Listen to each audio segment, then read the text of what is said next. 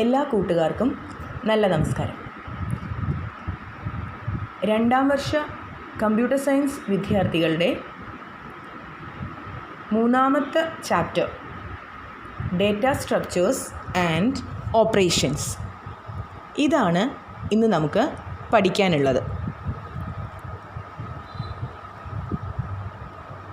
ഇതിൽ എന്താണ് data structure,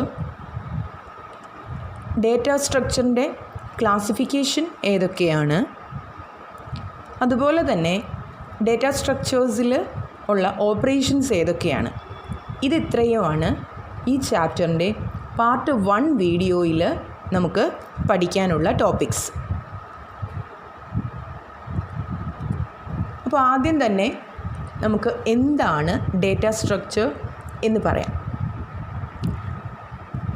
data structure എന്താണെന്ന് പറയുന്നതിന് മുൻപ് നിങ്ങൾക്ക് കുറച്ച് ചിത്രങ്ങൾ കാണാൻ പറ്റുന്നില്ലേ അല്ലേ? എന്തൊക്കെയാണ് ചിത്രങ്ങൾ?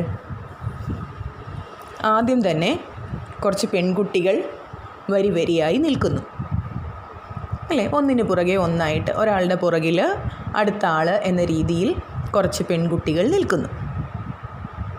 അതല്ലാതെ കുറച്ച് ഓട്ടോറിക്ഷ എന്ത് ചെയ്തിരിക്കുന്നു? വരി വരിയായിട്ട് നിർത്തിയിട്ടിരിക്കുന്നു. കൂടാതെ നമുക്ക് മറ്റൊന്നുകൂടി കാണാം. നമ്മൾ വീട്ടിലൊക്കെ ഇഡലി പുഴുങ്ങുന്ന ആ ഒരു തട്ട്, അത് ആ ഇഡലി പാത്രത്തിലേക്ക് ഇറക്കി വെക്കാൻ പാകത്തിന് നമുക്ക് ഉള്ള ഒരു തട്ട് അവിടെ ഇഡലിയും ഉൾപ്പെടെ വെച്ചിരിക്കുന്നു. എന്തിനാണ് ഈ ചിത്രങ്ങളൊക്കെ ഇവിടെ കൊടുത്തിരിക്കുന്നതെന്ന് ആദ്യം നമുക്ക് തോന്നും അല്ലേ? അപ്പോൾ ഈ ഓരോ ചിത്രങ്ങളിലും ഓരോന്നിനെയും അടുക്കി വെച്ചേക്കുന്നതിന് ഓരോ പ്രത്യേകതയുണ്ടാവും. വേണമെങ്കിൽ ഈ പെൺകുട്ടികൾക്ക് കൂട്ടം കൂടി നിൽക്കാമായിരുന്നു. നിൽക്കാം, ആരും കുറ്റം പറയില്ല, കൂട്ടം കൂടി നിൽക്കാം. പക്ഷേ നമ്മുടെ സ്കൂൾ അസംബ്ലി ആണെന്നൊന്ന് വിചാരിച്ച് നോക്കേ. അങ്ങനെയാണെങ്കിൽ കൂട്ടം കൂടി നിന്നാൽ മതിയോ? പോരാ. നമ്മൾ എന്ത് ചെയ്യും? ലൈനായിട്ട് നിൽക്കാൻ പറയും അല്ലേ? ക്യൂ ആയിട്ട് വരും, എന്നിട്ട് നിൽക്കാൻ പറയും. അതേപോലെ തന്നെയാണ് ഒരു ഓട്ടോറിക്ഷ സ്റ്റാൻഡിൽ വണ്ടികൾ നിർത്തിയിട്ടേക്കുന്നത് അല്ലേ? അതുപോലെ ഈ ഇഡലി കുക്കറിൻ്റെ ഉള്ളിലേക്ക് ഈ തട്ട് ഇറക്കി വെക്കണമെങ്കിൽ ഒരെണ്ണം ഇറക്കി വെച്ച് ഒന്നിൻ്റെ പുറത്ത് അടുത്തതായിട്ടല്ലേ ഇറക്കി വെക്കാൻ പറ്റൂ. അല്ല എല്ലാം ഒരേ നിരപ്പിൽ നമ്മളിപ്പം നിലത്ത് വെക്കുന്നത്, തറയിൽ വെക്കുന്നത് പോലെ വെക്കാൻ പറ്റുമോ? ഇല്ല.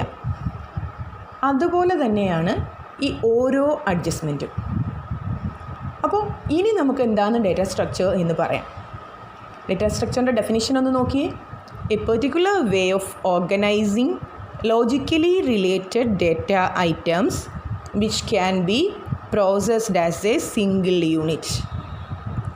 അപ്പോൾ ലോജിക്കലി റിലേറ്റഡ് ഡേറ്റ ഐറ്റംസിനെ, പരസ്പരം ബന്ധപ്പെട്ടിരിക്കുന്ന ഡേറ്റ ഐറ്റംസിനെ ഓർഗനൈസ് ചെയ്യാനുള്ള ഒരു പെർട്ടിക്കുലർ വേ.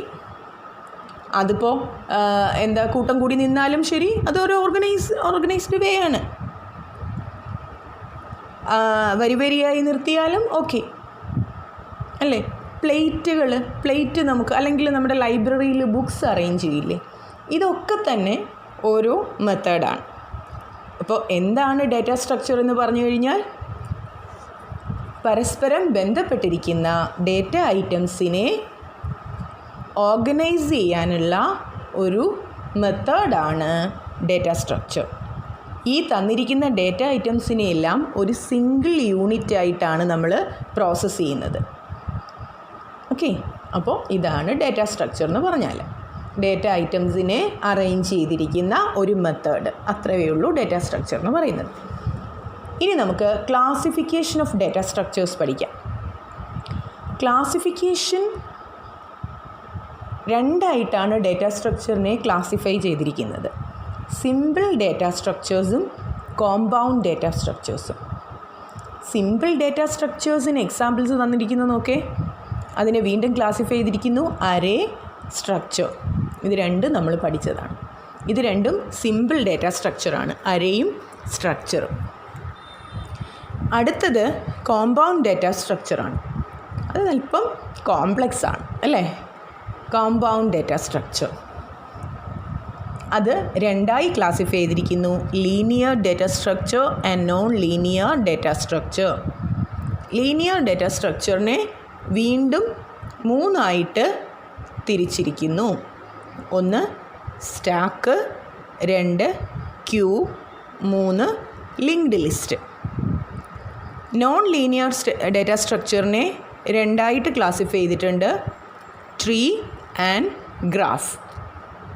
ഇവിടെ നമുക്ക് അരയും സ്ട്രക്ചറും പഠിച്ചു കഴിഞ്ഞതാണ്. സിമ്പിൾ ഡേറ്റ സ്ട്രക്ചേഴ്സ് ആയിട്ടുള്ള അരയും സ്ട്രക്ചറും നമ്മൾ പഠിച്ചു കഴിഞ്ഞതാണ്.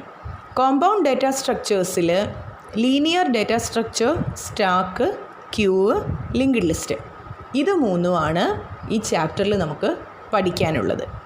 ട്രീ, ഗ്രാഫ് തുടങ്ങിയ നോൺ ലീനിയർ ഡേറ്റ സ്ട്രക്ചേഴ്സ് നമുക്ക് അത് ഹയർ ക്ലാസ്സുകളിൽ പഠിക്കാനുള്ളതാണ്. നിങ്ങൾക്കിപ്പോൾ ഈ ചാപ്റ്ററിൽ പഠിക്കാനില്ല. ക്ലാസിഫിക്കേഷൻ പഠിച്ചു വച്ചിരിക്കുക. ഓക്കെ. ഇനി ഡേറ്റ സ്ട്രക്ചറിൽ ഏതൊക്കെ ഓപ്പറേഷൻസാണ് പെർഫോം ചെയ്യാൻ പറ്റുന്നത്? ഫസ്റ്റ് ഇയറിൽ അരേസ് പഠിച്ച സമയത്ത് നമ്മൾ ഓപ്പറേഷൻസ് പഠിച്ചതാണ്.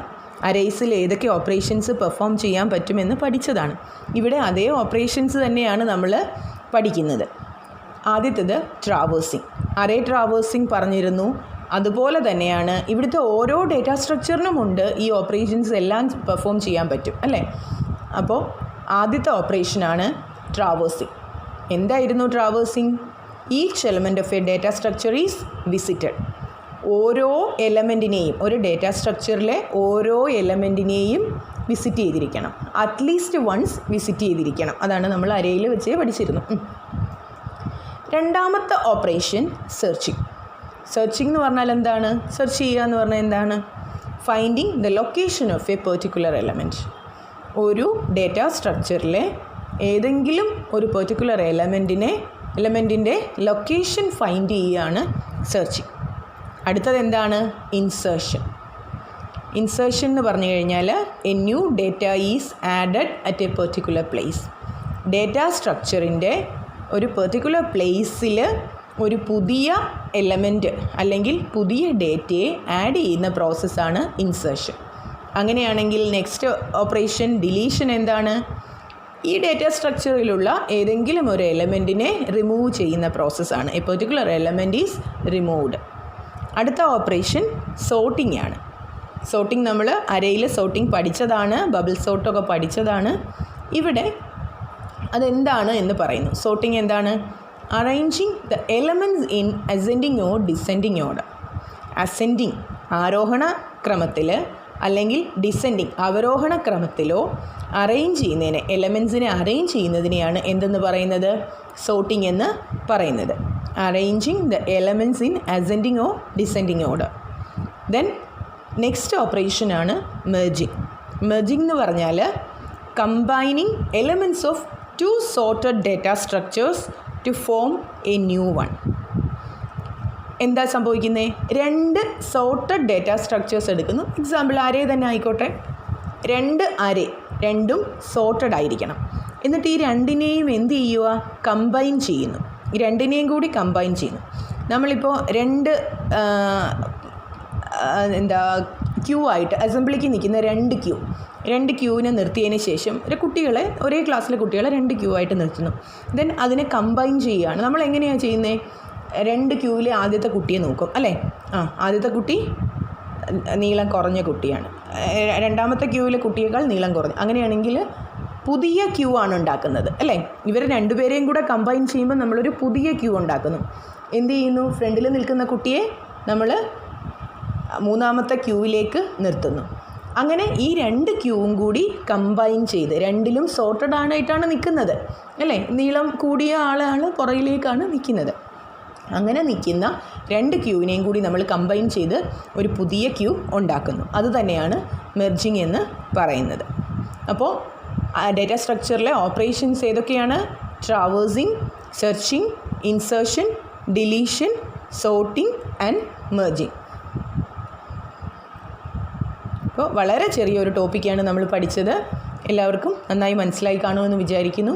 ഈ ഡേറ്റ സ്ട്രക്ചറും അതിൻ്റെ ഓപ്പറേഷൻസും പഠിച്ചു കഴിഞ്ഞെങ്കിൽ നമുക്കിനി ഇതേപോലെ ഡിഫറെൻറ്റ് ഡേറ്റ സ്ട്രക്ചേഴ്സ് പഠിക്കാനുണ്ട്. അതിലേക്ക് കടക്കാം അടുത്ത വീഡിയോയിൽ. Thank you.